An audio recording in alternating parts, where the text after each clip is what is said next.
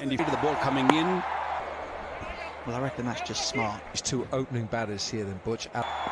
Oh, for the Yorker, and somehow Rizwan gone after him, and he'll get 4.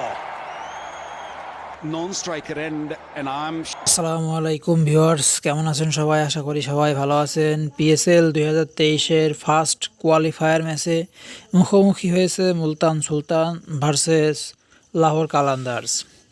টসে জিতে bat করার সিদ্ধান্ত নেয় মুলতান সুলতান এবং বল করার সিদ্ধান্ত নেয় লাহোর কালান্দার্স। 20 ওভার খেলে 5 উইকেটের বিনিময়ে মুলতান সুলতানের সংগ্রহ 160 রান, যার মধ্যে 34 বলে 57 রান করেছে কায়রন পলার্ড এবং 29 বলে 33 রান করেছে মোহাম্মদ রেজওয়ান। আজকে বেশি রান হয় নাই, কারণ আমরা দেখতেছি রেগুলার ম্যাচে প্রতিটা ম্যাচেই 200+ রান হচ্ছে, সেই তুলনায় আজকে রান সংখ্যা অনেক কম হয়েছে। তারপরেও বলা যায় না, মনে হয় আজকে পিচটা হয়তো বা বোলিং পিচ, এই জন্য রান কম হয়েছে। বোলারদের মধ্যে হরিশ রউফ 34 রান দিয়ে পেয়েছে 3টি উইকেট এবং রশিদ খান 18 রান দিয়ে পেয়েছে 1টি উইকেট। আজকের মাঠটা সম্ভবত বোলিং ফ্রেন্ডলি, তো ম্যাচটা লাহোর কালান্দার্স জিততে পারবে কিনা জানি না। দ্বিতীয় ইনিংসে ব্যাট করতে নামে লাহোর কালান্দার্স। 14 ওভার 3 বল খেলে 76 রান করে সবকটি উইকেট হারিয়ে ফেলে তারা। মুলতান সুলতানের কাছে 84 রানে হেরে গিয়েছে তারা। তাদের সংগ্রহ করার দরকার ছিল 161 রান, কিন্তু তারা 76 রানে অল উইকেট হারিয়ে ফেলেছে।